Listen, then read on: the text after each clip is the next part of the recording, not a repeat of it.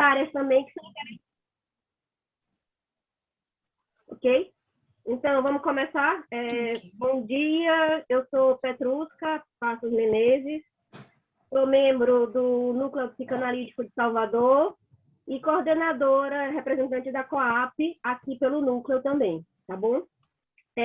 Esse grupo é um grupo de estudos que a COAP é o Comitê de Mulheres de Psicanálise, que estuda sexualidade e gênero, e todas as atividades da COAP Brasil são gratuitas. E nisso, o Núcleo de Salvador se envolveu nisso e a gente está desenvolvendo essa atividade no nosso grupo, que se chama Grupo de Estudos de Sexualidades e Gênero, COAP, Núcleo Psicanalítico de Salvador, e a gente está estudando esse livro daqui, que tem o mesmo nome, que foi adotado, inclusive o nosso grupo de estudos tem esse nome por conta desse livro, que é um livro produzido pela COAP, em parceria com a Blusher, a IPA, né, nossa instituição, e a Sociedade Brasileira de São Paulo, Sociedade Brasileira de Psicanálise de São Paulo, né?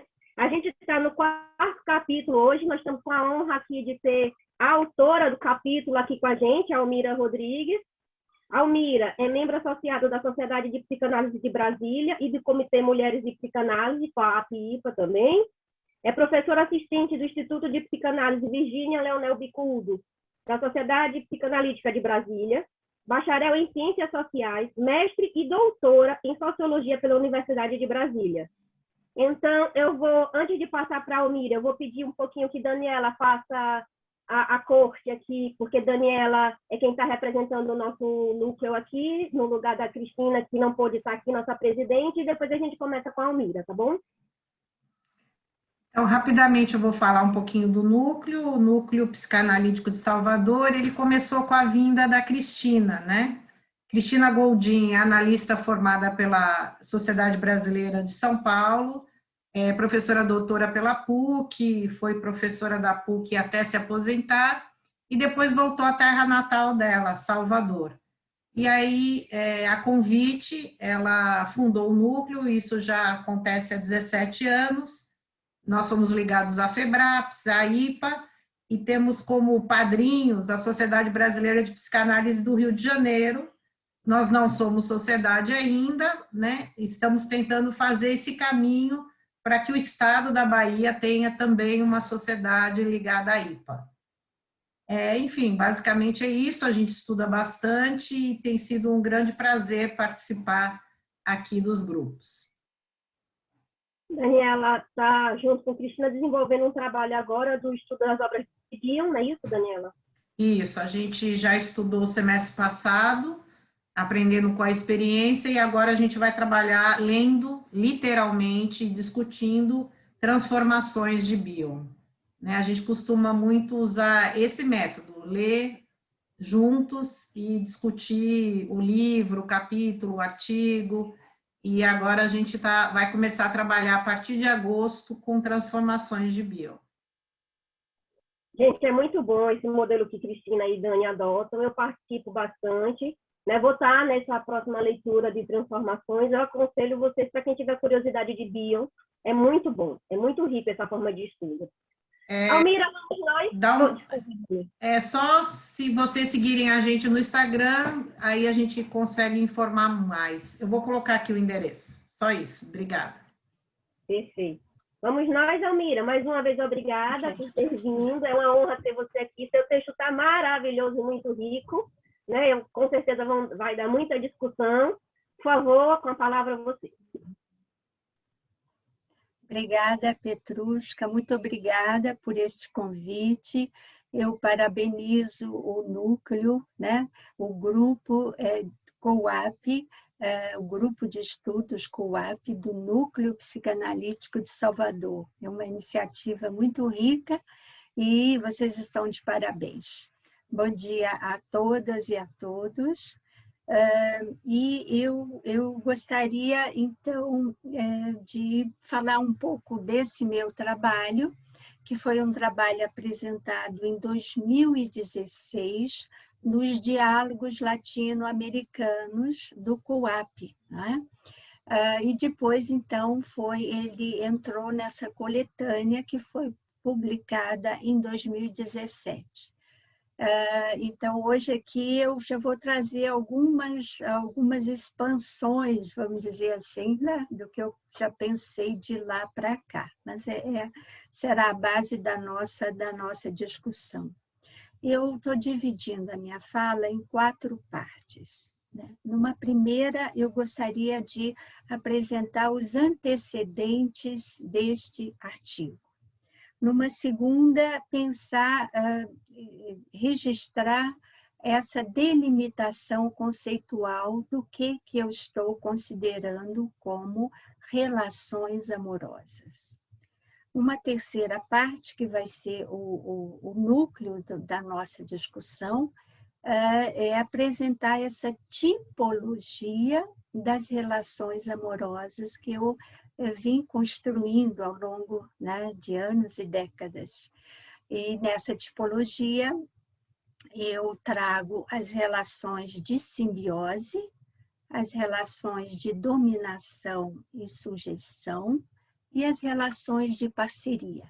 Então, eu trabalho essa tipologia a partir desses três modelos, não é?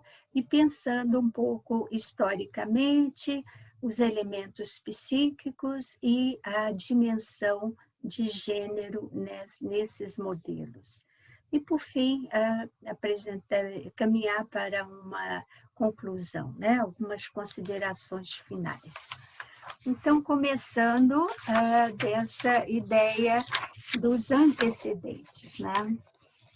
Eu queria dizer que sempre me inquietou muito estas relações, né? Essas relações amorosas. E me inquietava ver essa distância entre o desejo, a fantasia, a expectativa e até a própria representação social, né, dessas relações, e, por outro lado, uma realidade, muitas vezes, de sofrimento e de violências. Né? Então, eu ficava ali, né, tentando entender esse gap todo aí. Né? E eu fiz Ciências Sociais e fiz a minha pós-graduação em Sociologia, e eu falei, bom, agora é uma oportunidade de eu entender melhor essas relações. Né? E aí, isso era a década de 90 e do século passado, e a sociologia das emoções, como hoje se reconhece, a sociologia dos afetos, era muito incipiente na época. Mas eu aqui na UNB consegui, né, professores orientadores que me acompanharam nessa aventura. Então, a minha dissertação de mestrado teve o título de Relações Amorosas, uma incursão sociológica no processo amoroso, e a minha tese de doutorado foi sobre cidadania nas relações afetivo-sexuais no Brasil contemporâneo, uma questão de políticas públicas. Bom, aí, a partir daí, né, quer dizer, na minha dissertação de mestrado, eu já faço toda uma conversa com vários autores da psicanálise. E, a partir disso, eu começo a me preocupar mais e mais com essa dimensão do inconsciente, do imaginário, né, do desejo, da fantasia, e faço a migração para a psicanálise. Né? Tive muito apoio de pessoas muito queridas para fazer essa migração, e tive um acolhimento especial da nossa Sociedade de Psicanálise de Brasília, que é uma das poucas, talvez até a única, que acolhe pessoas para formação que não são nem psicólogas e nem médicas ou psiquiatras, né? Então, acolhe pessoas de outras formações, de outras disciplinas, para fazer a formação. E assim foi a minha. E logo depois eu me vinculo ao COAP, a esse Comitê Mulheres e Psicanálise da IPA, e passo a trazer para a minha sociedade essa pauta do COAP. Criamos também, a exemplo de vocês, o nosso grupo de estudos Psicanálise e Gênero. Bom, essa era essa introdução que eu gostaria de compartilhar com vocês, né, para vocês poderem conhecer um pouquinho melhor da minha trajetória. Passando, então, para agora essa segunda parte, para a gente pensar juntos sobre esse conceito de relações amorosas, né? Então, eu começo fazendo uma distinção entre as relações de libido direta, como Freud diz, né? Uma relação afetivo-sexual, afetivo porque tem elementos de afetividade e de sexualidade, uma sexualidade direta, de outras relações que são de libido indireta, né? Que essa pulsão é sublimada ou reprimida, a exemplo das relações familiares e das relações de amizade. Aqui é muito importante a gente ter claro que quando nós falamos de afeto, em termos psicanalíticos, afeto significa toda e qualquer emoção, né? E sentimento. No senso comum, afeto se refere mais aos sentimentos ditos positivos, né? Mas em termos psicanalíticos, não. Afeto, a angústia é um afeto, o ciúme, a inveja. Então, é nessa medida que eu já começo pontuando as relações amorosas como uma relação afetivo-sexual que tem elementos de afetividade e de sexualidade direta, né? De intimidade sexual corporal. Bom, aí a gente diz, bom, mas ela é um tipo de relação afetivo-sexual. Tem outras? Sim, a gente, nessa construção que eu venho fazendo, a gente tem outras. A exemplo, né, de relações de violência sexual e de relações de comercialização, né, sexual, de prestação de compra e venda de serviços sexuais. Agora, o que diferencia essas modalidades, né? Numa relação amorosa de escolha recíproca, né? As partes têm iguais nomeações. Ambos são sujeitos amorosos, né? Nas relações de violência, se tem o agressor e a vítima, e nas relações de comercialização de serviços sexuais se tem a trabalhadora do sexo e os clientes, né?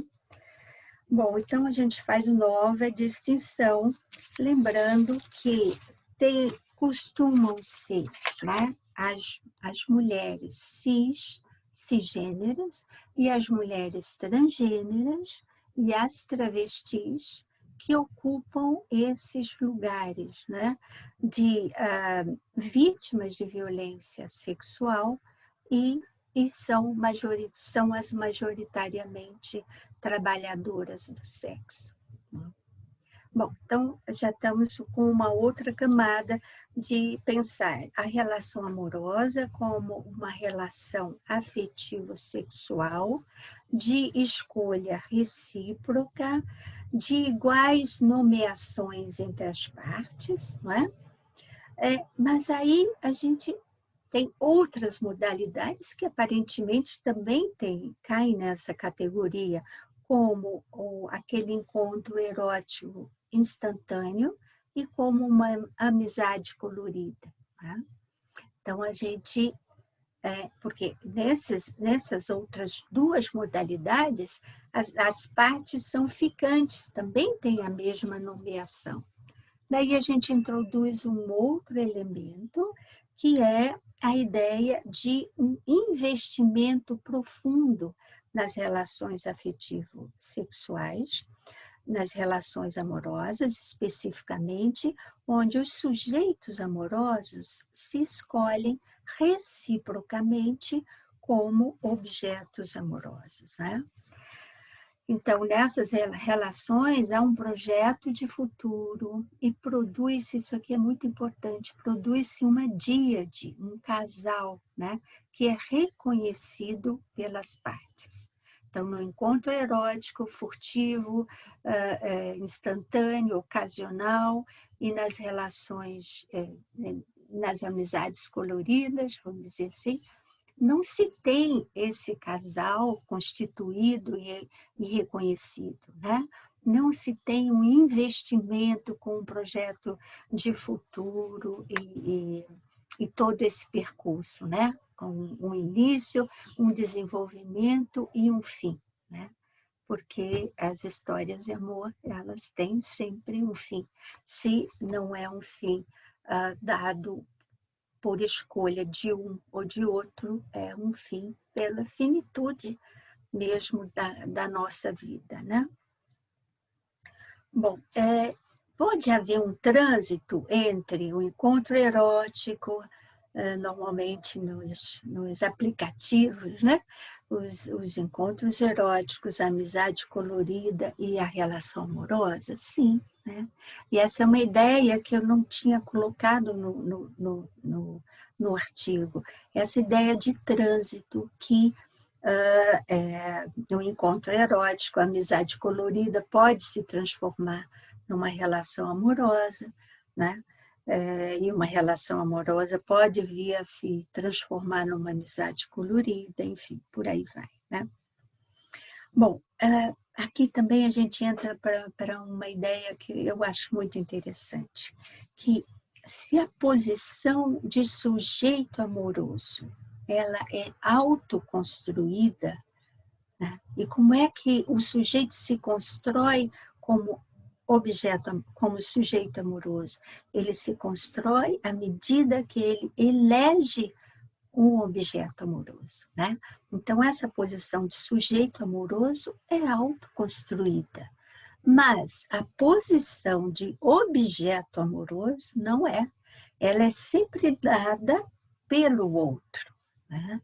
E aí a gente enfrenta todo esse conflito, e os feminicídios são um exemplo disso, né? O sujeito quer continuar como objeto amoroso, mas ele não é mais, porque não é aquele lugar, não é ele que se apropria daquele lugar.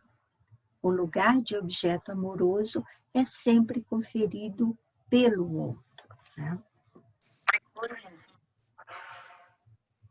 E também, então, o que é muito interessante pensar que um tem todo e apenas o poder de findar uma relação. Porque o poder de dar continuidade e de dar aprofundamento à relação é poder de dois, né? Bom, então, passamos agora para esse terceiro ponto da minha apresentação, que fala dessa tipologia das relações amorosas. E aqui, então, vou trazer alguns elementos psíquicos, socioculturais também, e marcando mais a dimensão de gênero, né? A gente sabe que é importante fazer essa interseccionalidade entre gênero, raça, classe, né? Mas neste trabalho e até o momento, eu penso que essa dimensão de gênero, nessa questão das relações amorosas, ela se destaca e ganha uma relevância que é importante a gente tentar destrinchar o mais possível, né? Bom, então, a gente fez essa distinção e só sintetizando, né? de pensar as relações amorosas como relações de libido direta, de expressão afetiva e sexual, uma relação de escolha recíproca das partes, onde elas têm iguais nomeações, e relações de um significativo investimento e de constituição da díade, né? Da díade, do casal, aqui sempre marcando que esse casal, não estou falando de, não é especificamente um casal heterossexual, pode ser um casal hétero, um casal homossexual, pode acolher pessoas cisgêneras ou pessoas transgêneras também, pessoas que se identificam como não binárias, né? Então, esses aspectos não são determinantes para a gente pensar aqui. Tem especificidades, mas podemos pensar mais globalmente, né? Bom, então, se agrupamos e essas relações têm essas características comuns, nós também podemos diferenciá-las entre si de acordo com determinadas dinâmicas e estruturas dessas relações. E aí, então, eu elenco essas 3 modalidades: relação de simbiose, relação de dominação e sujeição e relação de parceria. Novamente, não é possível um trânsito, né, entre elas, entre algumas, pelo menos, sim, a gente vai poder ver isso aqui, né? E essas construções são modelos para a gente pensar a realidade, ou seja, as relações objetivas, concretas, elas apresentam variações, combinações, né? E trânsitos entre esses modelos que eu trago para a gente pensar. Primeiro modalidade, então, relação de simbiose. O que acontece nesse tipo de relação? A gente verifica uma tendência a uma fusão dos parceiros, das parceiras, né? Ocorre um processo psíquico de adesividade. E isso gera um esvaziamento de identidade e alienação de si mesmo, né? Um sobreinvestimento no outro. Mas, como nesse modelo esse traço é recíproco, se troca, né? Cada um investe sobretudo no outro e se aliena, né? E se esvazia a sua identidade, né? O Freud fala mesmo de um empobrecimento da própria personalidade nesses estados de enamoramento, né? Um sobreinvestimento da libido de objetos e um esvaziamento da libido do eu. Essa relação, ela é associada com um excesso, então, de entrega e de passividade, né? Ele também é um processo, é uma modalidade super idealizada. Freud vai falar, inclusive, ele compara esse enamoramento a um estado de hipnose, né? Onde o sujeito amoroso se coloca numa humilde sujeição e docilidade. Bom, eu constato que essa modalidade ela tende a ocorrer mais no início das relações amorosas, né? Embora possa perdurar por muito tempo, mas ela tende a ser uma expressão mais do início das relações, e a tendência é que, com o tempo, essas relações passem por esse trifurcamento, né? Ou elas terminam, ou elas se transformam numa relação de dominação-sujeição, ou caminham para essa relação de parceria. E qual o contexto sociocultural desse modelo, né? Penso que esse modelo pode ser associado ao surgimento do amor romântico, meados final do século XIX, onde os sujeitos começam a ter autonomia para se escolherem reciprocamente, né? Com relação, porque até então eram os pais, né, o pátrio poder, que determinava com quem não só as mulheres, principalmente, mas as mulheres e os homens se casariam, né? Bom, com relação ao gênero, nesse modelo, as mulheres tendem a vivenciar essa simbiose com mais intensidade que os homens, né?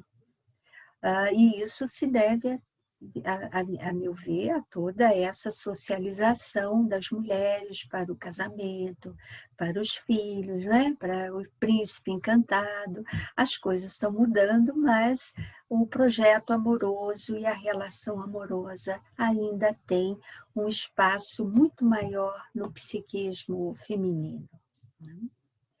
E em termos psíquicos, eu trago agora essa ideia, se a gente pode associar o fenômeno da simbiose, né, dessa adesividade, com elementos, né, com a presença de elementos psicóticos, né, eu acho que sim, né? Essa não separação entre eu e o outro, né? Bom, passando então agora para o nosso segundo modelo, que é o modelo de relação de dominação-sujeição.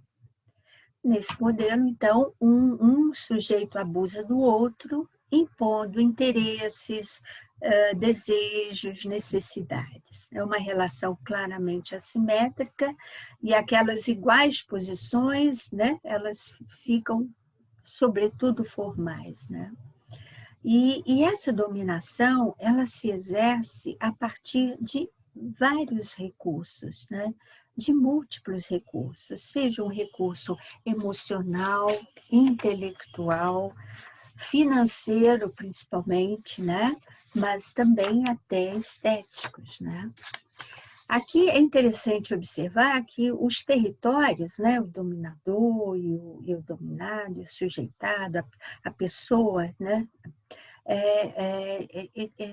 nem sempre é fixo, né? Às vezes circula, né?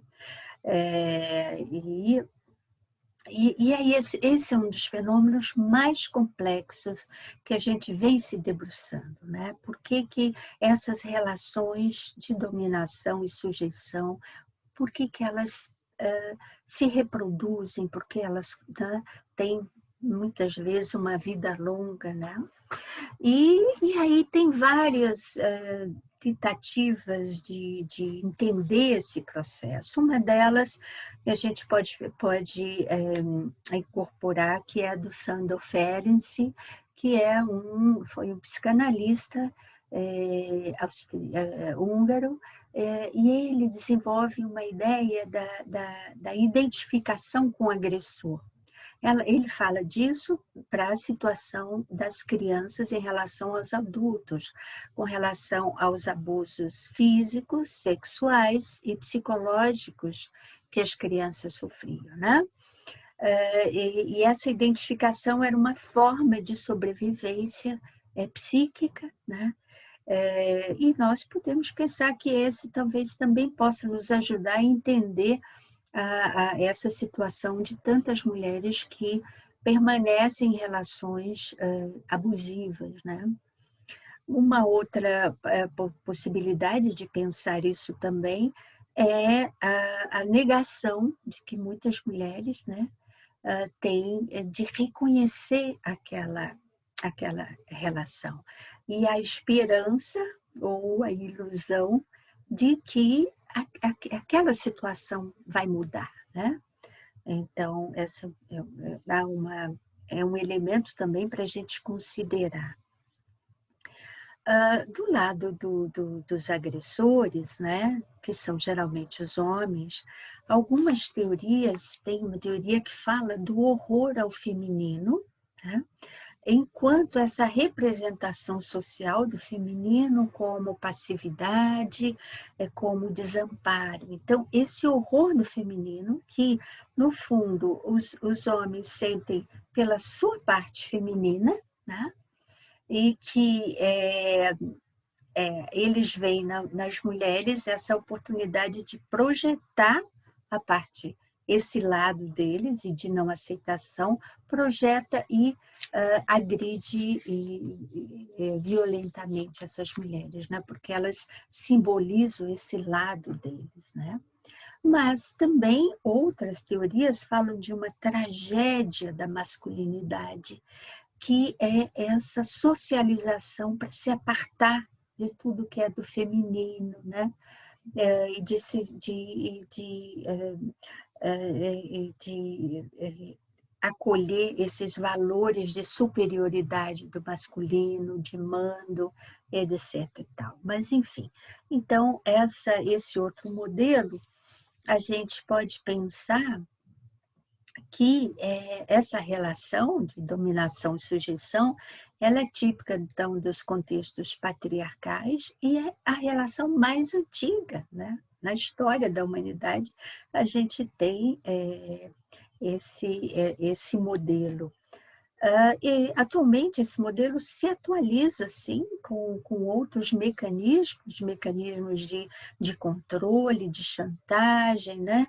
De moeda de troca, são formas também modernas, vamos dizer assim, de dominação e sujeição, né?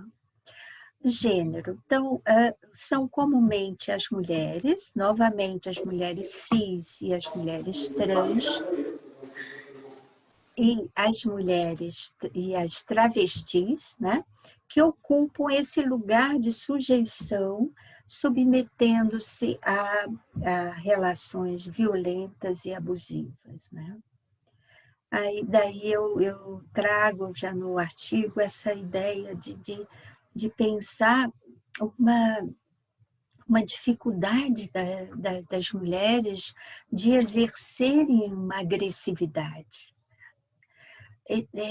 Aí é importante a gente falar, não é uma agressividade de ataque, mas é uma agressividade de vida, uma agressividade de proteção, né, de autoproteção, de defesa. A gente percebe essa deficiência, entre aspas, não é o melhor termo, mas essa fragilidade de usar a agressividade a seu favor, né? E, psiquicamente, a gente poderia pensar, da mesma forma que o feminino foi associado com essa passividade e desamparo, será que essa agressividade foi associada com o masculino? Eu levanto isso no texto e acho que sim. E esse medo de se masculinizar, né, poderia também estar informando aí essa postura de paralisia, de falta de recursos de autodefesa, né? Em termos psíquicos, acho que a gente pode associar os elementos dessa relação com elementos perversos, né? Perverso no sentido de não reconhecimento do outro, de instrumentalização do outro. Bom, e aí a gente passa para o nosso terceiro modelo, que é a relação de parceria, né? Acho que é o modelo ideal para todas nós, né? Enfim, Então, nesse modelo, a gente tem uma afirmação de individualidades e de autonomia das partes e, paralelamente, de uma valorização da díade, né? As identidades de gênero são afirmadas e os interesses, desejos, necessidades são negociados cotidianamente entre as partes. É um modelo menos comum, porque é um modelo, né, que implica em muito trabalho, enfim. E aí é também muito rico essa ideia da Hannah Arendt, né, que vocês talvez conheçam, uma filósofa, e que ela vai usar a ideia de poder de uma outra forma. Nós temos o costume de usar poder como dominação, né? Então ela constrói essa outra ideia de poder como potência, né? Como potência para a promoção do diálogo, a promoção do acordo, a promoção da ação conjunta. Então, nesse sentido, a gente pode trazer essa ideia, né, das relações de parceria como uma relação de poder em que esse poder é usado para esse diálogo e para esse acordo, e não usado para oprimir nem dominar, né? A gente pode pensar, então, essa relação de parceria como uma feição, uma relação madura, no sentido de que as partes promovem o diálogo intrapsíquico entre razões e paixões. E também uma relação democrática na medida em que ocorre o diálogo intersubjetivo, né, entre as partes. Tem uma psicanalista e feminista americana, Jessica Benjamin, e que eu não utilizei no artigo e trago, né, trago agora. Ela fala, então, dessa importância de uma tensão entre a afirmação de si mesmo e o reconhecimento do outro. Como que nessa relação, né, madura, de parceria, é importante ter esses dois polos, a afirmação de si mesmo e reconhecimento do outro. Que quando essa tensão se quebra, a gente cai numa dominação ou numa sujeição, né? Bom, e qual é o contexto sociocultural de emergência dessa relação de parceria, como a gente está pensando aqui, né? Esse modelo surge historicamente a partir dos anos 60, 70 do século XX, com a segunda onda feminista, né? Porque é só nesse contexto de questionamento da inserção, né, das mulheres, da forma como as mulheres se inserem na sociedade, e é só nesse contexto de questionamento disso que esse outro modelo de parceria pode efetivamente emergir. Claro que se pode trazer o exemplo de um casal aqui, outro ali, né? E Sartre e Simone de Beauvoir são exemplos já de relação de parceria, a meu ver, muito antes disso, mas como um fenômeno mais difundido, né?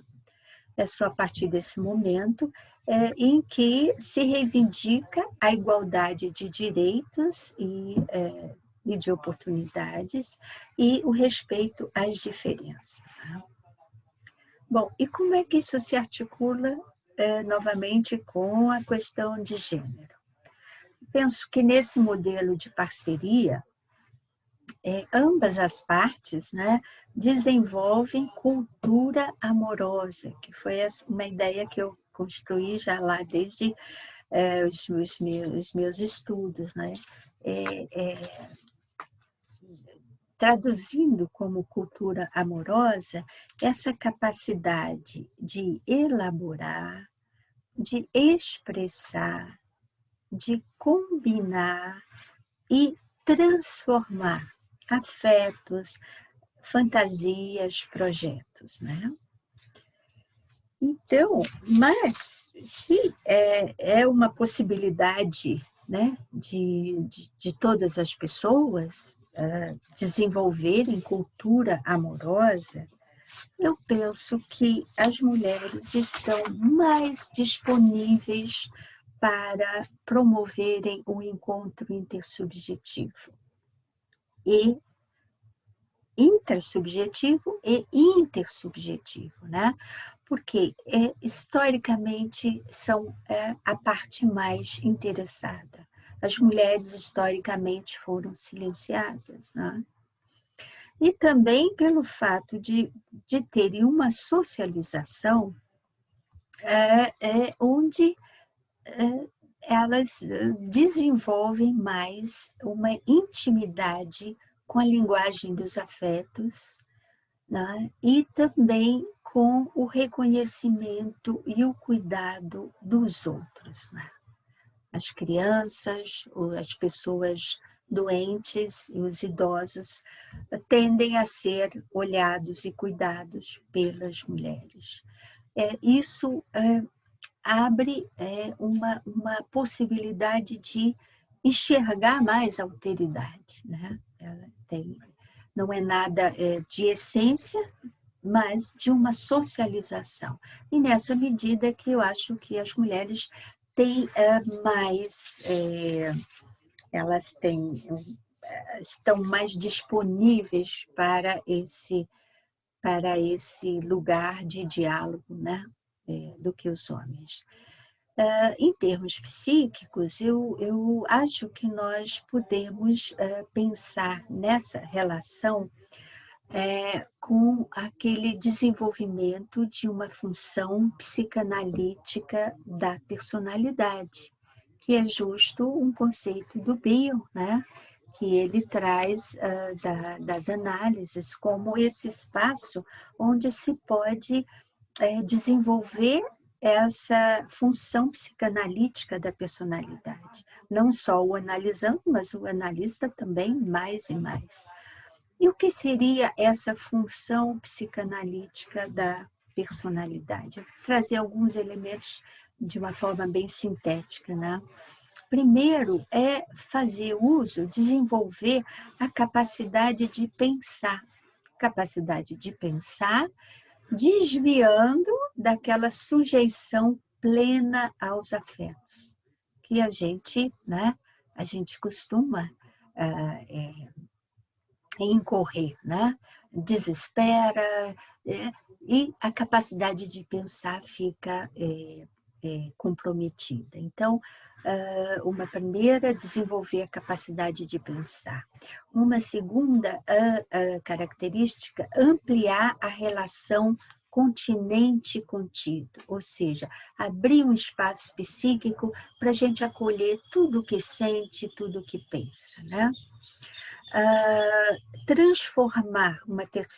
Transformar elementos sensoriais em elementos psíquicos, ou seja, a gente está imersa em sensações, em afetos, e a gente não tem um significado daquilo, né? Não constrói uma história, mas que história que tem essa sensação, esse sentimento? Então, essa a possibilidade de fazer essa transformação. Tá?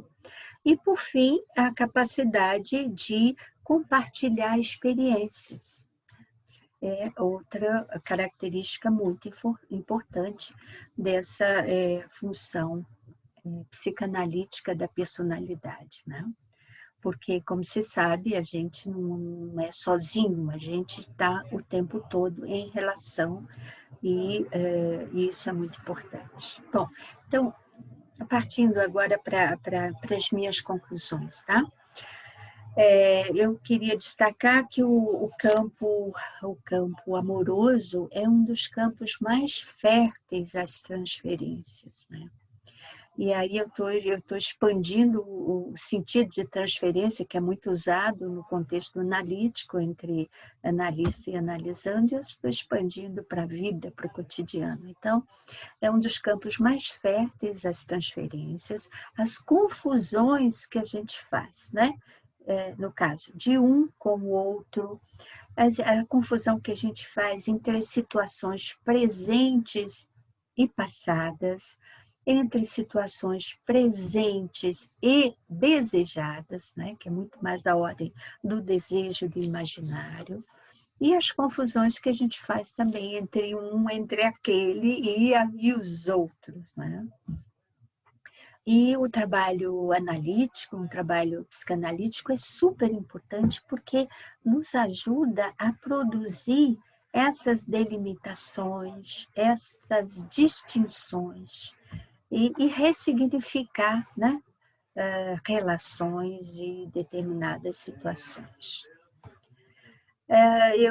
Eu faço essa ideia, né, como as mulheres são socialmente, culturalmente empurradas mesmo para essas relações duais, né, relações narcísicas, no sentido de um narcisismo de um e tem um narcisismo de dois, relações fechadas entre a mulher e o companheiro, ou a mulher e a criança, não?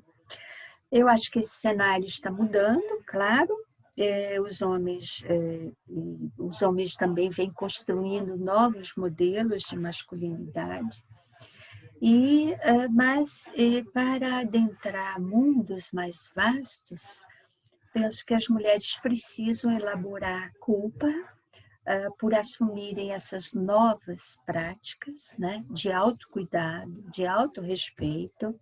Precisam fazer rupturas com estados de submissão e de heteronomia, ou seja, de ser para o outro, né?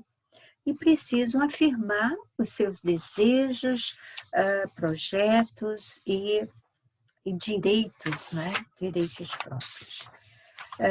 E só concluindo, introduzindo uma pequena distinção aí da questão da pandemia, né, que nós estamos todos atravessando. Então, como é que, deixo aqui só para a gente pensar isso, como a pandemia está repercutindo, influindo nas ditas relações amorosas, né?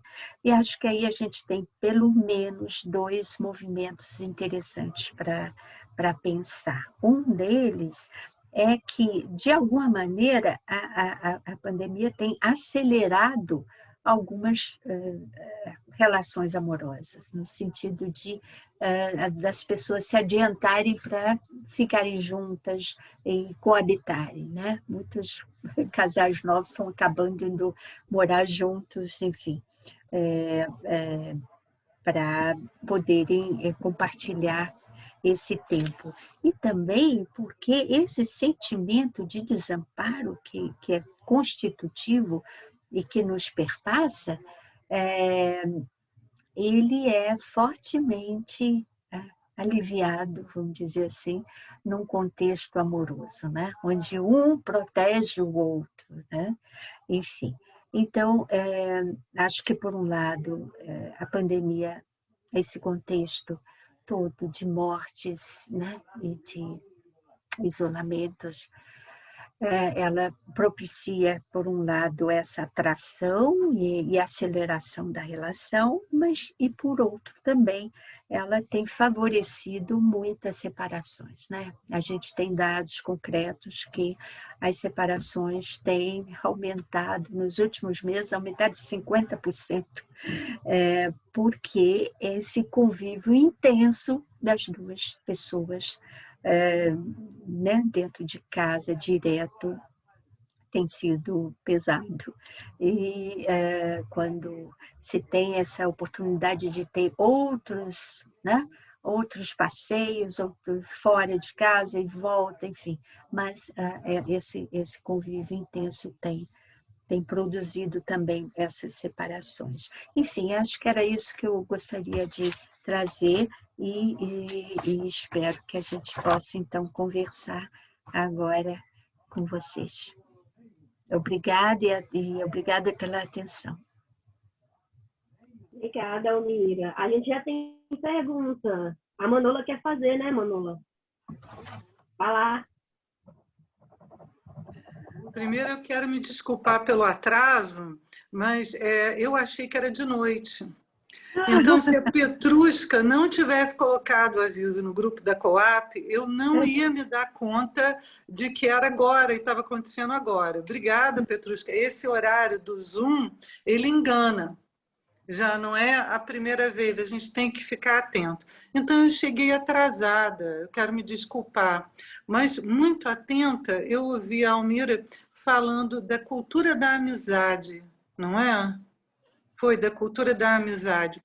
E imediatamente eu pensei como essa possibilidade da cultura da amizade, ela pode confrontar essa noção contemporânea do sujeito neoliberal, que é um sujeito que se apresenta com um determinado tipo de sofrimento, onde questões como competição, onde questões como diferenças não suportadas, enfim, como a cultura da amizade pode ser um antídoto ao sofrimento psíquico do sujeito neoliberal. Agora, eu só não consigo ver muito a diferença desse sofrimento, a grosso modo, claro, né? Porque nós temos a questão da saúde reprodutiva, mas eu não consigo distinguir muito esse sofrimento entre aquele sofrimento que seria masculino ou feminino, quer dizer, as mulheres estariam mais propensas a reagirem através da introjeção de uma cultura da amizade do que os homens. Eu não sei, isso eu tenho dúvidas, aí eu queria, se a Almira pudesse falar um pouco mais do que ela está colocando como sendo a diferença de introjeção dessa cultura, que seria a cultura da amizade, que, por um outro lado, é confrontada, não é, com o impacto, com a intensidade da introjeção da cultura neoliberal. Tá bom? Um beijo, parabéns, quanto tempo, não é? Um abraço. Petrusca, você quer que eu comente ou você quer juntar mais? Que eu comente? Comente. Tá. Ô, Manola, você criou um outro termo aí, cultura da amizade. Interessante, podemos pensar nisso também, mas o que eu trouxe foi uma cultura amorosa e eu distingui as relações amorosas daquele outro fenômeno, da amizade colorida, né? Que são pessoas que têm um encontro sexual, mas num contexto de amizade. Então, eu não trabalhei com essa ideia de cultura da amizade. Distinguir as relações afetivo-sexuais das relações de amizade, né?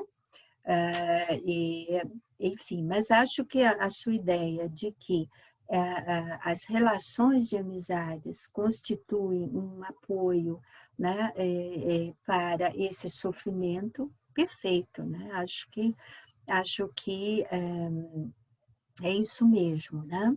Agora, sobre essa diferença do sofrimento feminino, do sofrimento masculino, eu acho que é sofrimento do mesmo jeito, né? E é difícil a gente medir, enfim. Mas eu acho que a gente temos algumas formas, talvez, de expressar esses sofrimentos, né? De expressar esse sofrimento. Essa expressão do masculino de partir, né, para o feminicídio, quando ele é rejeitado, né, ele é rejeitado como objeto amoroso e ele parte para um sofrimento. parte para uma agressão, né? E para um assassinato. Isso é uma forma de expressar, né? O fato das mulheres terem mais intimidade com a linguagem dos afetos, eu acho que isso é visível, né? As mulheres têm o costume de conversar sobre isso, os homens não têm, né? Eu estou falando em termos gerais, claro que tem mulheres que não têm, tem homens que têm essa disposição para os afetos, né? Então, eu penso que essas diferenças elas aparecem nas formas de expressão, né? Que vale a pena pensar, porque são socializações diferentes. Então, isso não tem repercussões, né, no psiquismo e tal? Acho que sim, né? Quer dizer, esse contexto nosso como você diz, né, do sujeito neoliberal, eu acho que a gente seria bom depois pensar melhor sobre a que se refere exatamente, porque o sujeito neoliberal não é homogêneo. Então, o que nós temos é a maioria da população brasileira, por exemplo, vivenciando situações de desigualdades profundas, né? De violências, enfim. Então, acho que entramos por um outro caminho, que talvez a gente possa voltar a isso, né? Depois, né, Petrushka? Sim. Eu estou cheia de perguntas, mas vamos ver se tem alguém aqui que quer fazer mais alguma pergunta. Eu não invadi. Maria Josi levantou a mão. Tá, Josi, por favor. Olá, pessoal, bom dia. Eu quero agradecer, né? Petrushka, eu também me confundi, eu pensei que tinha sido ontem. Como a amiga pensou que era à noite, eu pensei que tinha sido ontem à noite. Mas, enfim, estamos aqui. Eu já peguei ela já quase no final, mas muito boa. Mas veja só, quando você fala da cultura do amor, eu fiquei pensando que, eu até que escrevi aqui, a cultura do amor, ela amplia, é uma cultura que tende a ampliar esse espaço da mulher, o espaço da mulher e do homem também, o espaço onde o sujeito pode falar. E aí eu pensei na cultura da fala. Por que eu pensei isso? Pelo fato de que na clínica, eu lembrei de uma paciente que a gente um trabalho, né, trabalhando, e eu percebia que ela não tinha consciência que ela poderia falar dos sentimentos dela, das ideias dela. Então, ela vivia num mundo, uma ideia de mundo que ela tinha, de um mundo opressor, onde ela não tinha voz nem vez, porque ela vivia dentro desse contexto patriarcal, né, onde ela foi criada, ela entrou num casamento de 25 anos e tal. E é interessante que quando ela conseguiu falar o que ela sentia, o que ela pensava, a ideia que ela tinha sobre o mundo, sobre o contexto, sobre as empresas lá do contexto dela, ela se admirou, é como se ela tivesse despertado. E eu fiquei pensando nisso, por isso que eu quis fazer, não é bem uma pergunta, é só uma colocação, que essa cultura do amor, ela amplia, ela cria um espaço, ela cria um tempo onde o sujeito pode falar, onde o sujeito pode existir e trazer na fala esse existir. Era só isso, obrigada. Perfeito, só quando o termo que eu criei foi o de cultura amorosa, exatamente nessa relação de parceria, mas que pode ser estendida, né? E é isso, vai no rumo que você está falando, Josi, porque eu dizia, é a capacidade de elaborar, de expressar, porque às vezes a gente elabora, mas não consegue expressar, de combinar, né? E transformar afetos, fantasias, representações, projetos. Então, eu acho que é exatamente isso. E você fala da importância da fala como esse recurso de apropriação de si mesmo, né? E de si mesmo sempre numa relação com o outro, né? Com os outros internos que a gente tem, que é importante fazer o diálogo interno, e com os outros de fora, né? Então, é isso mesmo.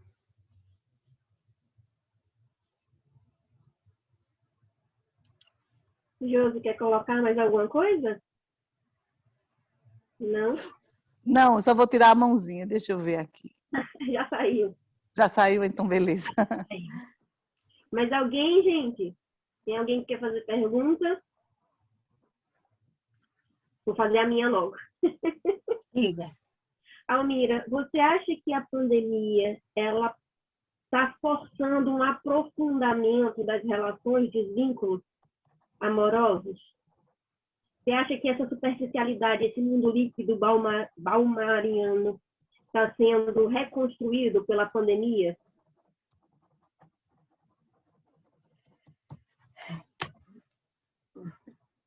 Eu acho que é muito difícil a gente falar de um processo assim global, né?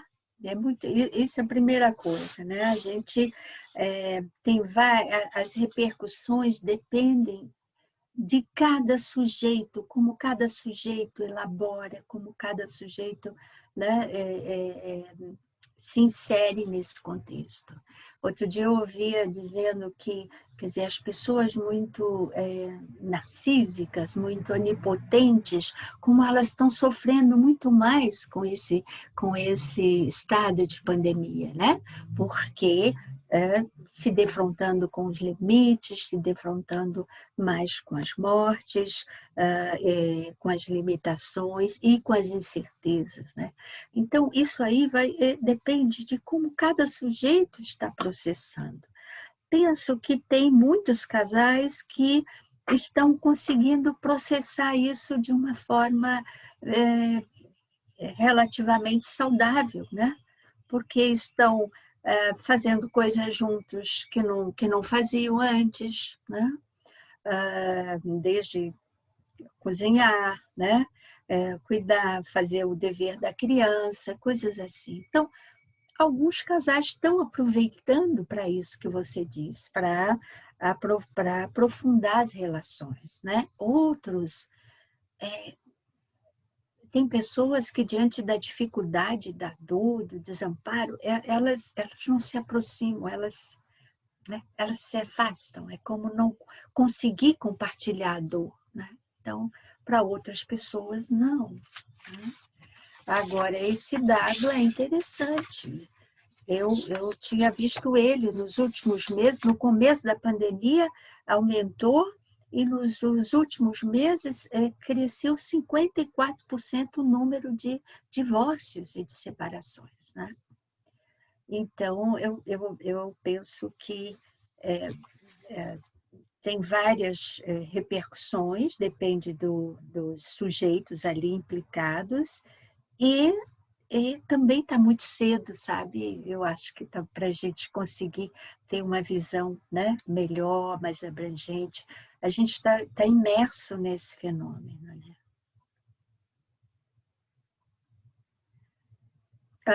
Fazendo um paralelo com a clínica, né, psicanalítica, Petrushka, acho que para muitos psicanalistas, gente, não admitiam a análise online, né? Tinham realmente severíssimas restrições. Algumas pessoas já tinham pacientes, já atendiam online, porque começaram presencialmente, depois essas pessoas viajaram, foram para fora, enfim. Então, e outros, e todas nós, a maioria de nós, passamos a atender todos os nossos pacientes online, né? Isso, algumas análises aprofundaram muito, né? Algumas análises aprofundaram muito. Enfim, algumas pessoas não se adaptaram, né? Enfim. Então, é a diversidade. Eu acho muito importante a gente pensar em termos dessa diversidade, das várias possibilidades, né? Porque a realidade é diversa, né? Verdade. Renata?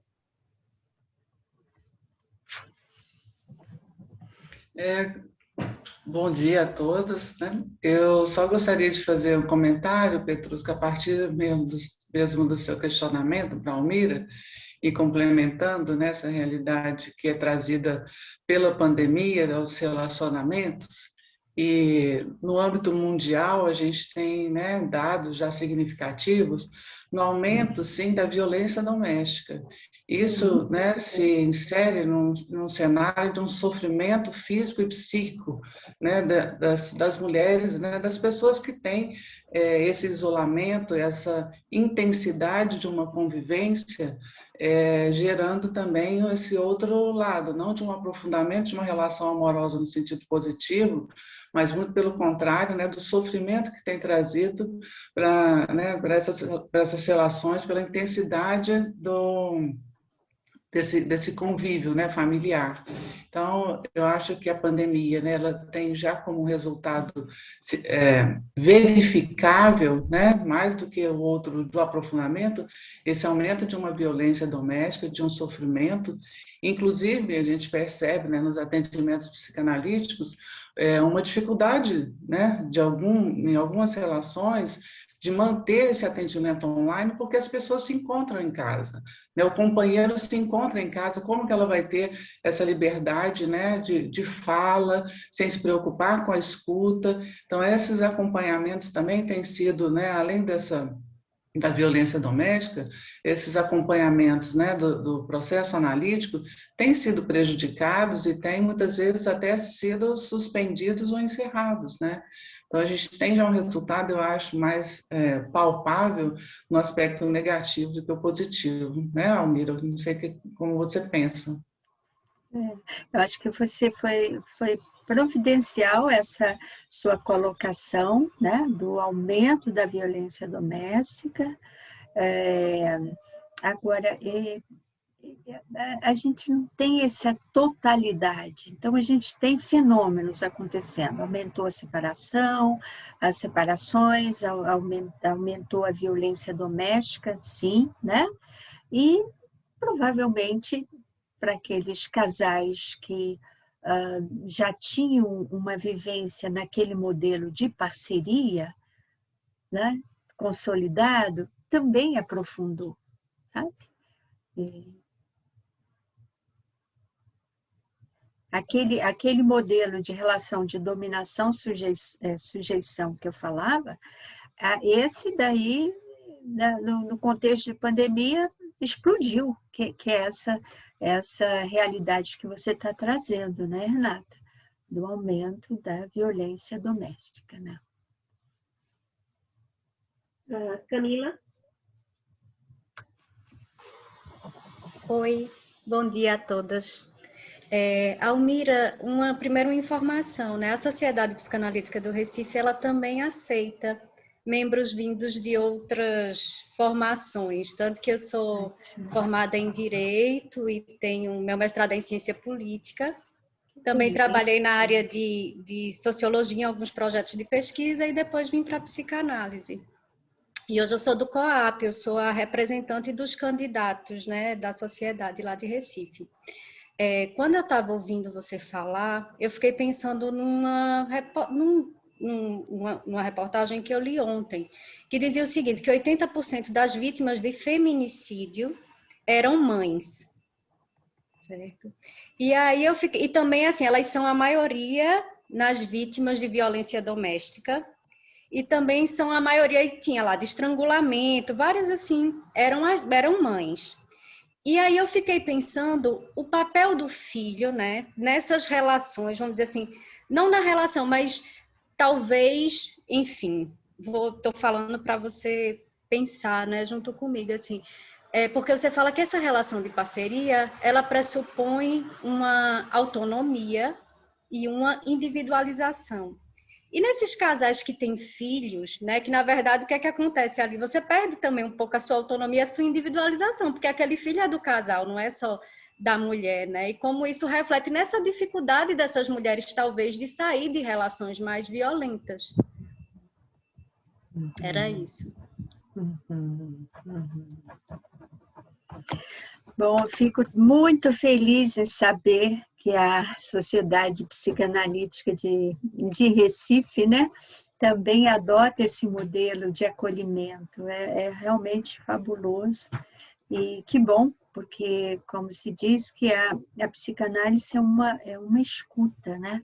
E ela pode ser, né, desenvolvida e a partir de outras áreas de conhecimento, né? Bom, é interessante isso que você traz, quer dizer, essas mulheres assassinadas eram mães, né? Eram mães.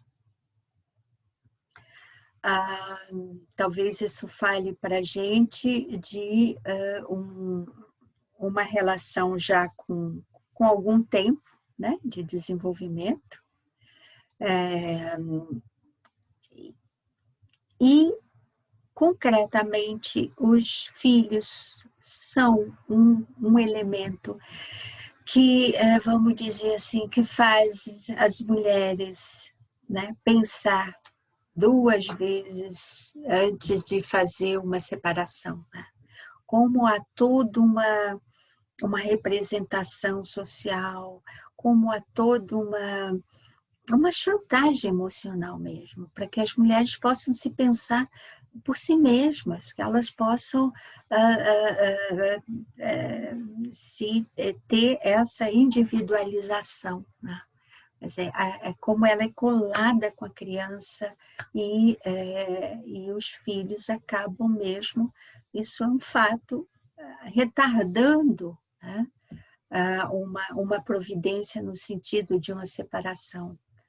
A dependência financeira também é básica para isso, como a gente sabe, mas uma dependência emocional também, né? Porque a gente sabe que tem mulheres que, inclusive, têm uma condição financeira melhor que os seus parceiros e não conseguem sair de relações violentas, né? Então, o que isso fala também? Fala dessa dimensão de uma violência emocional, que é muito forte. E aí há toda uma chantagem emocional da família. A família tem que estar juntas, né? Tem que estar junto. E é muito difícil. É uma das situações mais doloridas, a separação quando envolve os filhos, né? Quando envolve filhos. É mais difícil, é muito mais difícil, né, Camila? A gente tem mais 2 perguntas aqui, Manola e Tereza. Manola, por favor. Rapidamente, somente 2 colocações. A questão da violência doméstica, em uma das suas expressões, ela se manifesta através da violência conjugal, não é? Homem, mulher, mulher, homem. Mas, na verdade, a violência doméstica, ela inclui o que nós estamos podendo ver também através de índices de aumento de violência contra o idoso, de violência contra a criança, na forma de abuso sexual ou violência física e psicológica. Então, a pandemia, ela escancara algo do privado, não é? Que adquire, nesse momento, uma intensidade muito preocupante. A outra questão é que eu queria só esclarecer, quando eu falei de sujeito neoliberal, como existia lá, quando Freud começou a produzir sobre a sexualidade do sujeito vitoriano, né? Que era algo ligado à repressão da sexualidade, o sujeito neoliberal, que somos nós, né? A nossa contemporaneidade, traz um outro tipo de sofrimento.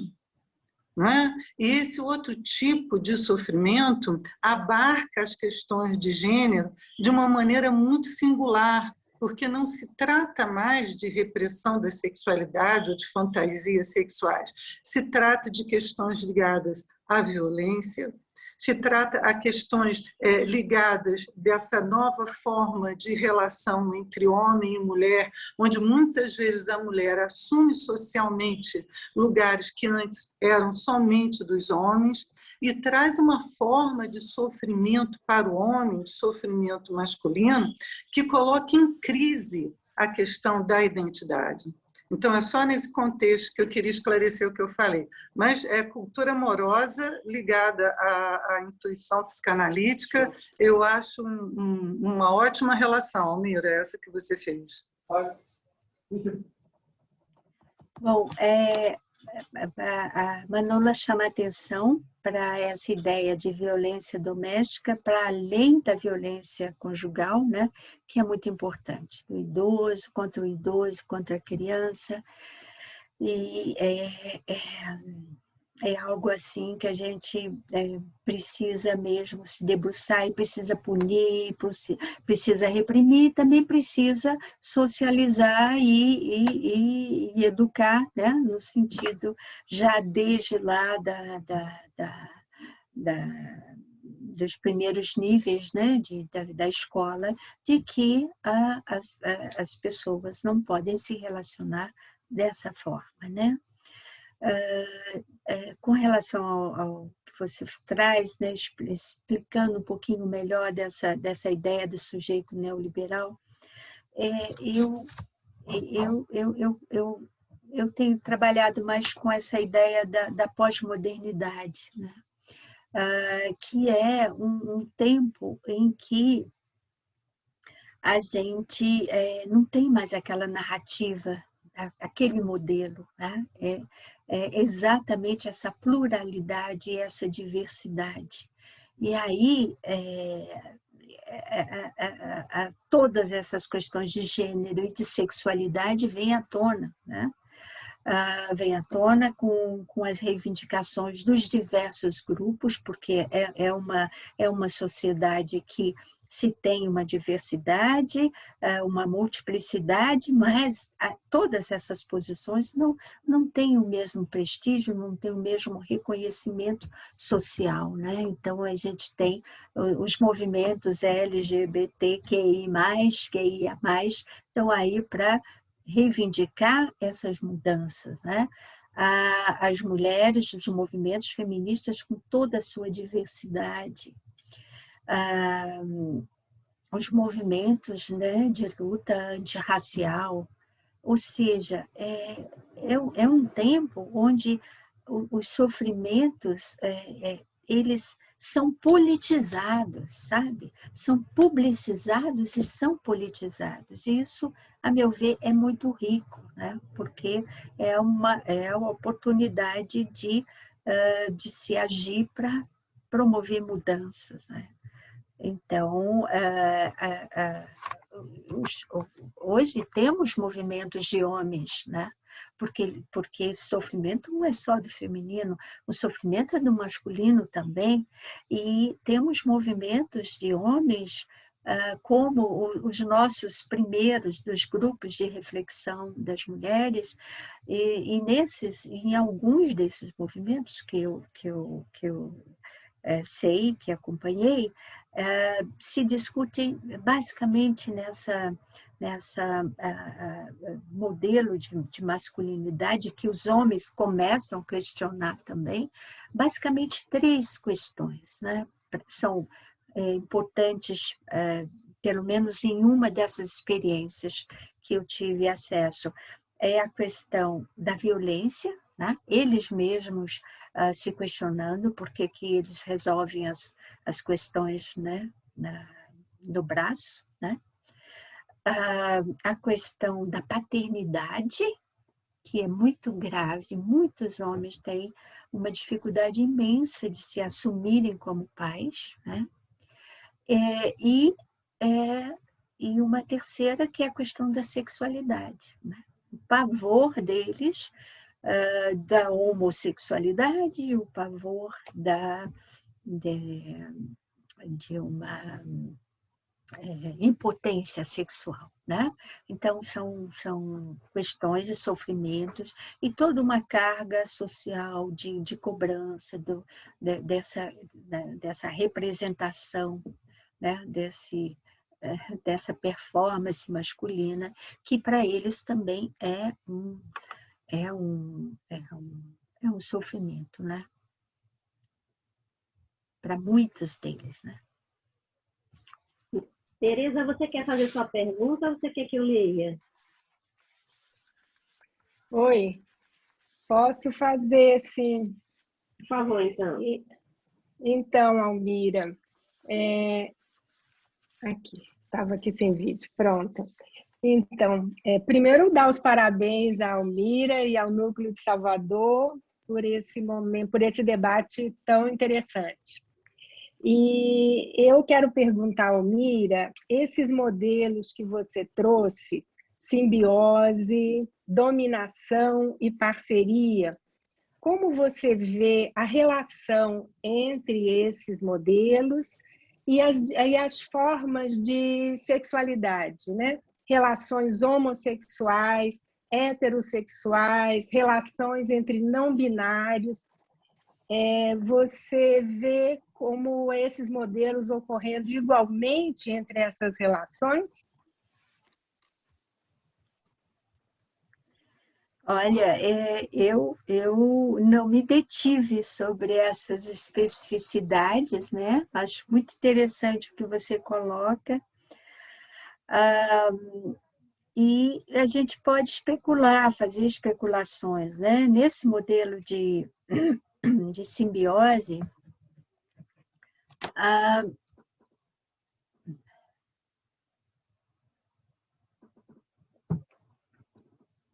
eu não tenho visto, assim, mas, vamos dizer assim, na minha clínica, né? E em conversas, eu não vejo muitas diferenças, sabe? Eu não vejo muitas diferenças. Eu acho que essa entrega, esse excesso ocorre também entre relações, né?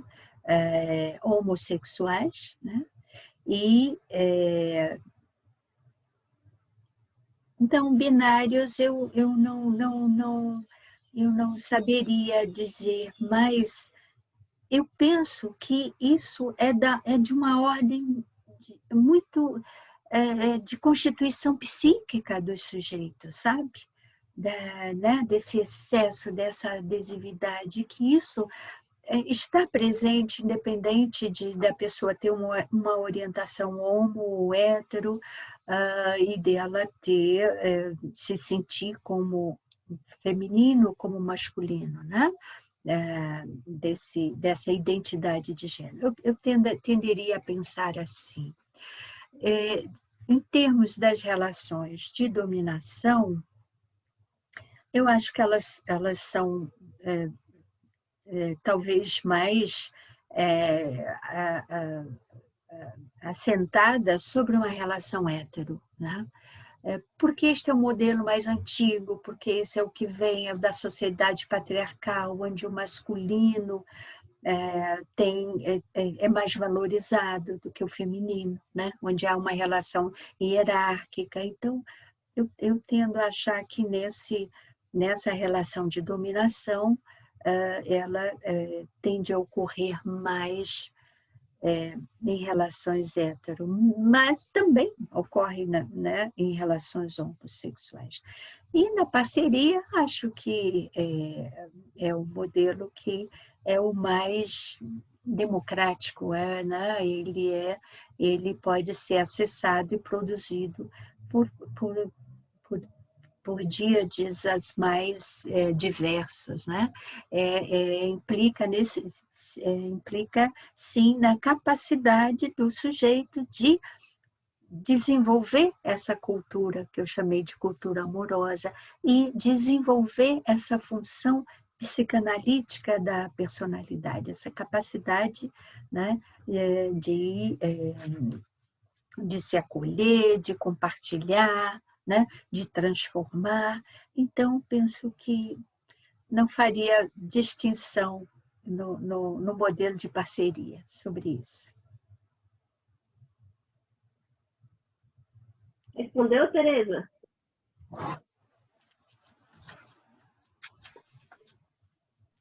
Sim, respondeu muito bem. Obrigada. Passar para a próxima. Tem duas perguntas aqui, Almira, no chat. Doutora Almira, como a psicanálise aponta a estrutura mental e ou psíquica desse que violenta?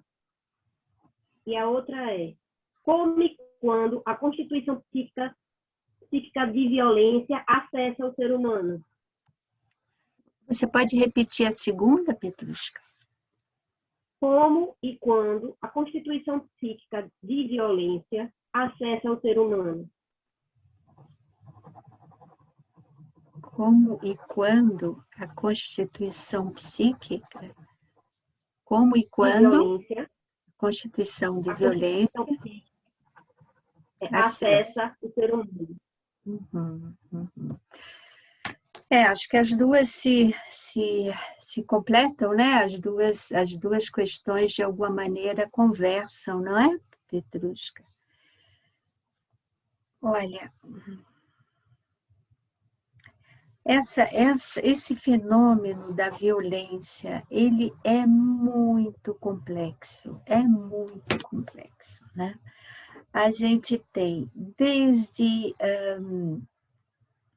estruturas, né, vamos dizer, psicóticas que realizam, né, violência. A estrutura psicótica, basicamente, o sujeito não distingue a realidade da fantasia, né? Desde uma estrutura psicótica, passando por uma estrutura perversa, né? Que é essa aqui, sabe da lei, sabe que não pode, mas transgride, instrumentaliza o outro, né? Enfim, então, no limite, a gente tem esses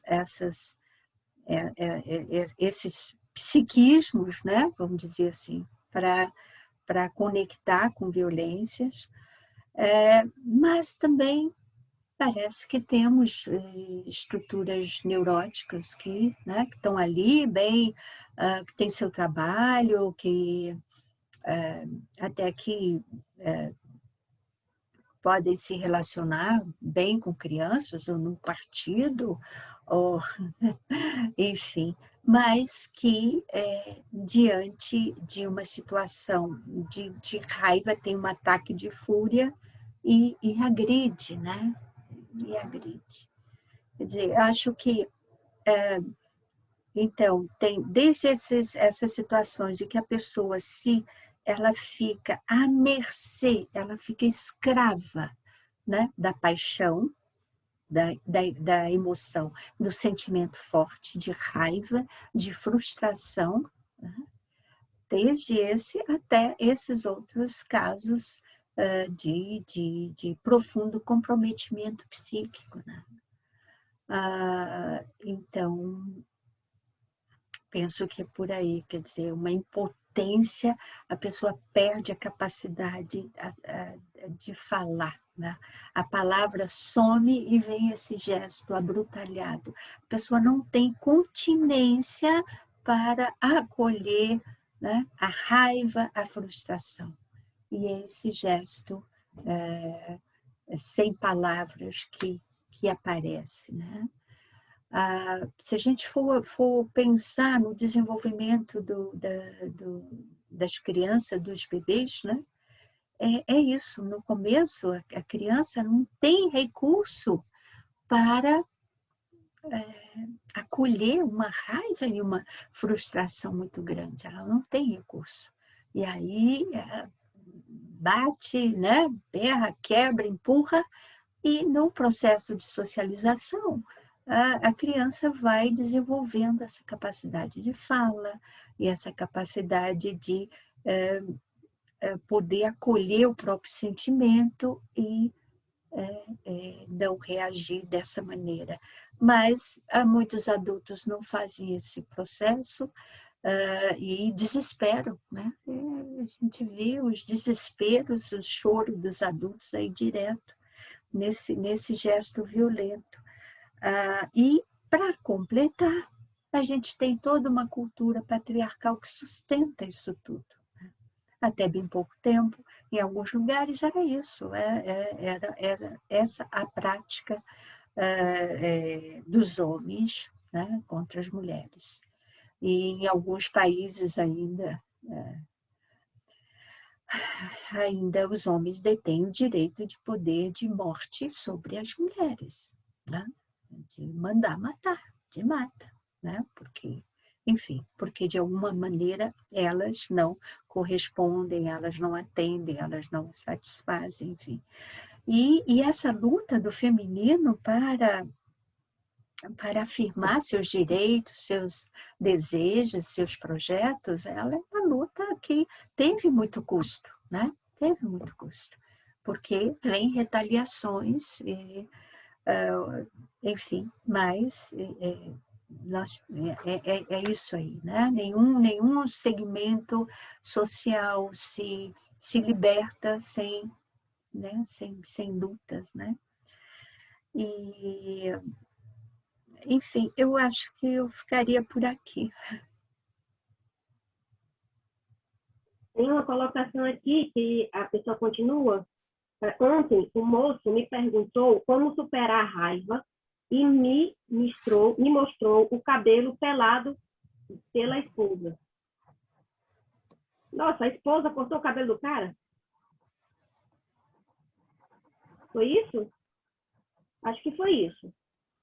Um rapaz perguntou como superar a raiva porque a esposa cortou o cabelo dele.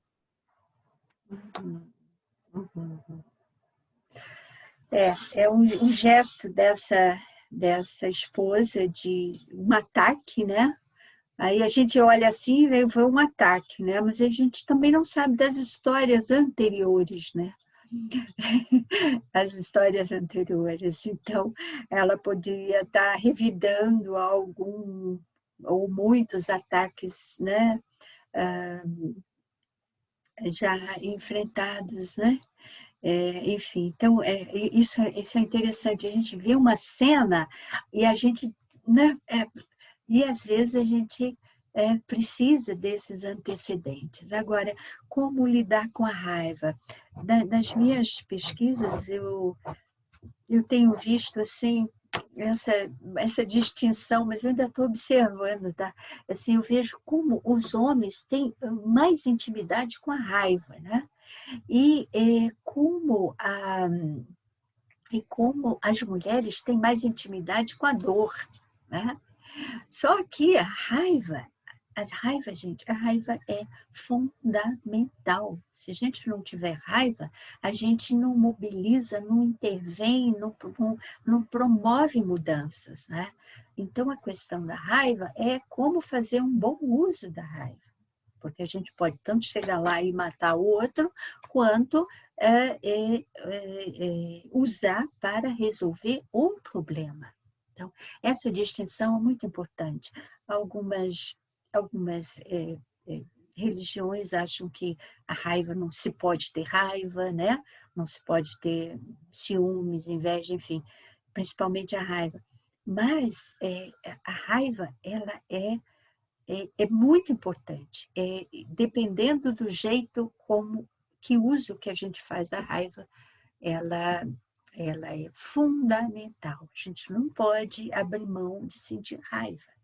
E saber que o que a gente tem vontade de fazer não é necessariamente, não precisa ser o que a gente faça, né?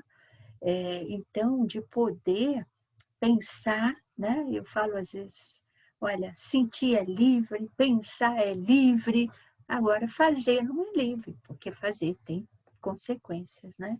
Mas a raiva pode ser uma grande aliada nossa. Então, o rapaz que está com muita raiva vai pensar que transformação, que bom uso que ele pode fazer da raiva dele, né?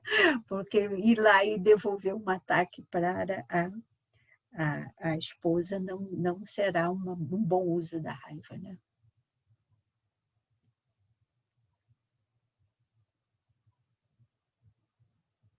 Mais alguém? Perguntas?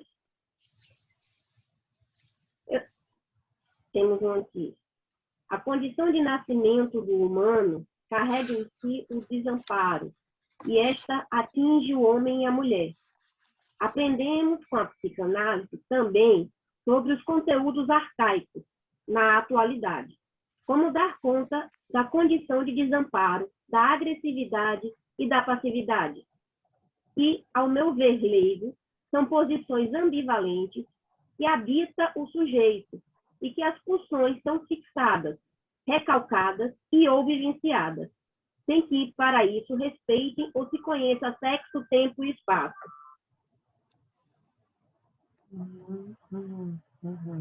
Então, entendeu, Almira? Quer que eu leia de novo? Quero um finalzinho, ou todo. Tá. Que, ao meu ver, leigo, são posições ambivalentes que habita o sujeito e que as funções são fixadas, recalcadas e ou vivenciadas, sem que, para isso, respeitem ou se conheça sexo, tempo e espaço.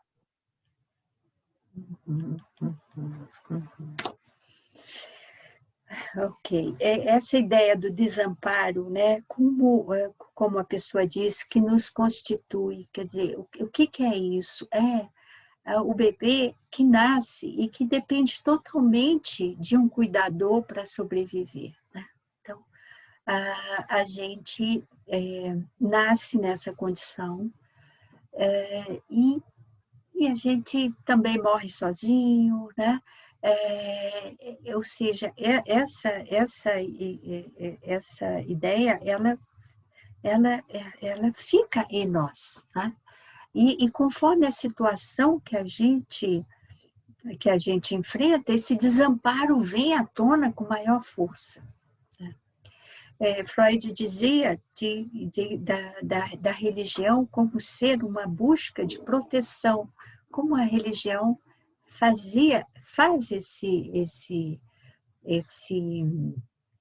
essa função, né, de proteção. E a gente tem também outras atividades, outros campos que também nos fazem sentir, né, protegidos. E a família é um campo desse, né? A família é um campo de proteção.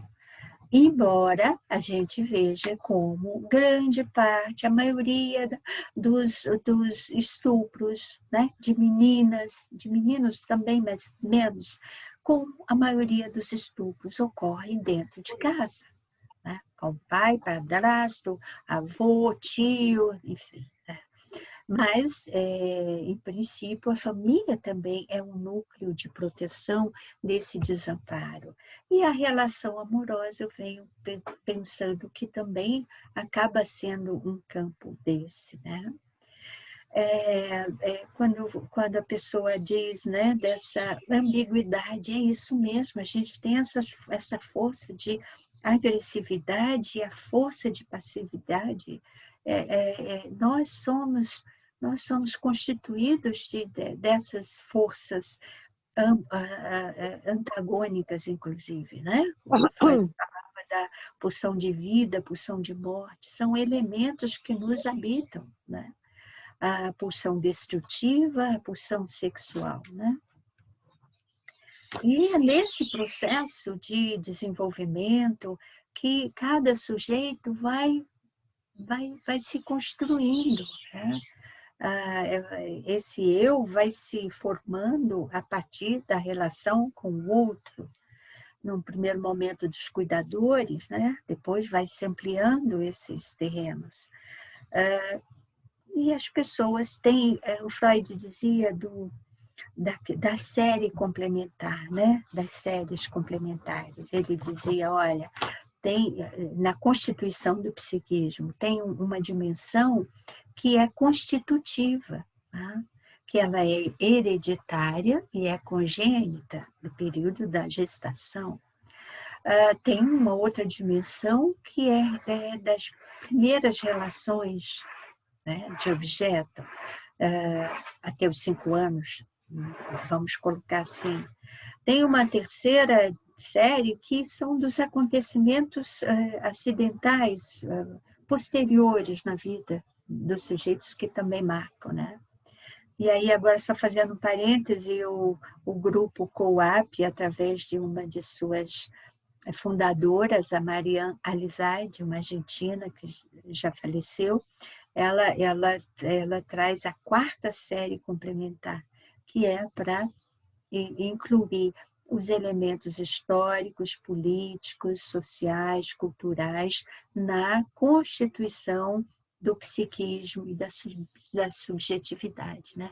Então, a gente tem esse mundo de coisas e cada sujeito vai fazer a sua combinação, né? Vai fazer a combinação a partir do seu constitucional, a partir do que ele viveu com o seu núcleo familiar, depois nas suas outras relações, e a partir do que ele é informado pela cultura, né? Enfim, é uma combinação singular que cada um vai ter que fazer na sua vida, né? Lindo. Almira, a gente tinha muitos elogios, vou ler para ti, tá? Tá bom. O Galaxy A71 diz, parabéns, doutora Almira. Aí tem aqui também a Maria Jose. Parabéns, doutora Almira, muito obrigada. Temos aqui a Nádia Franco convidando para a jornada, a 4ª jornada COAP da Sociedade Psicanalítica do Rio de Janeiro, dia 21 de agosto. Deve ter lá no Instagram da sociedade, né? O Galaxy também fica, perfeito, querida doutora Almira, fico satisfeita. A Cleide Canto, obrigada, querida psicanalista Almira Rodrigues, pela explanação, pela bonita explanação, gostei muito. Obrigada ao Grupo COAP e ao Núcleo Psicanalítico de Salvador pela coordenação desse evento. Aqui o Galaxy apareceu, quem é? Muito, muito bacana, é assim que o agressor se defende. Muito obrigada, Almira. Jane Neves. Deixa eu ver aqui. A Conceição Rodrigues também coloca, parabéns pelo debate, excelente pauta. Ângela Banho, muito obrigada. E Jane coloca novamente, obrigada e um grande abraço, doutora Almira, Jane de Belém do Pará. A gente tem um grupo multi-estado. Obrigada, Jane. Almira, eu queria que a gente pudesse fazer um fechamento. Uhum. Né? E para a gente fazer as últimas colocações e dar os recados, por favor. Tá bom. Bom, então, gente, eu agradeço muitíssimo. É uma oportunidade muito especial de estar aqui com vocês. Revisitei o meu trabalho, pensei em outras coisas, não é? Então, é muito rico essa oportunidade, e é uma oportunidade que a pandemia está nos proporcionando, vamos dizer assim, né? Porque a gente não tinha tido essa iniciativa antes, nesses termos, e eu gostei imensamente, muito rico, e vou continuar pensando nessas questões, e espero ter estimulado vocês também a se debruçarem sobre as relações amorosas. Obrigada, muito obrigada, Petrushka, e parabéns ao Grupo COAP de Salvador. Nádia quer dar uma palavrinha rápida, né? Porque a doutora Almira vai atender agora, então vai lá, Nádia. Bom, Almira e Petrushka, parabéns, repito aí o que todo mundo está falando, oportunidade ímpar, e como eu falei da jornada, eu quero só assim reforçar que o tema vai ser direitos humanos, violências, psicanálise e direitos humanos, que eu acho que direitos civis humanos, como a Almira trouxe, né, a questão da 4ª série complementar, a gente pensa nisso, né, de como que são necessários esses estudos sociológicos, né, de igualdade da mulher e do homem, para que se alcance verdadeiramente essa singularidade, né, da pessoa humana. E, assim, realmente dizer que vai ser uma continuidade da jornada, é isso que a Almira trouxe de uma forma espetacular, bem didática, não é? E eu gostaria de contar com a presença de vocês, viu? Obrigada. Obrigada, Nádia. Últimos recados para a gente poder fazer o fechamento, tá bom? Lembrando que o Núcleo Psicanalítico de Salvador está começando os estudos do livro de Bion, Transformações, inscrições lá no site do Núcleo, mas informações também pode ser pelo Instagram, Dani aqui 100% informatizada, tecnológica, resolvendo tudo. Valor super em conta e muito bom. A maneira como o Núcleo de Salvador estuda os textos é muito rica, porque a gente lê na hora, então vocês não precisam estar indo com leitura, principalmente para quem não tem tempo, né? A gente vai ler na hora, vocês não precisam chegar com o material lido, porque a discussão é lida e a discussão é feita na hora, é muito rica. Lembrando que a Coap Brasil também tem Instagram e está com atividade já há algum tempo, as mulheres que inspiraram Freud. Aproveitando que Rosa não pôde estar aqui hoje por conta da internet, vou tomar a liberdade de fazer a propaganda do evento que a gente está participando. Né? Então, dia 7 de agosto, às 18 horas, de 18 às 20 horas, revisitando o caso Catarina. Tá? Quem vai falar é a Renata Vives e o Tiago Bonfada. São duas pessoas maravilhosas, 10, muito inteligentes, ok? As inscrições estão lá os dados para as inscrições estão no Instagram da Coap Brasil. Você botar @Coap Brasil, que vocês acham. Sigam também o Núcleo de Salvador, @NPSSA, tá bom? Porque aí vocês ficam informados das nossas atividades. E lembrando que próximo mês a gente volta com o capítulo 5.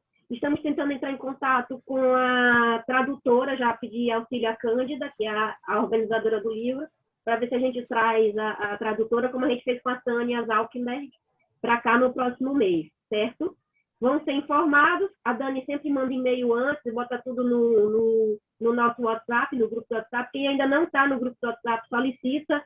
Dani, bota um contato de telefone aí para a galera entrar. Pode botar o meu, não tem problema não.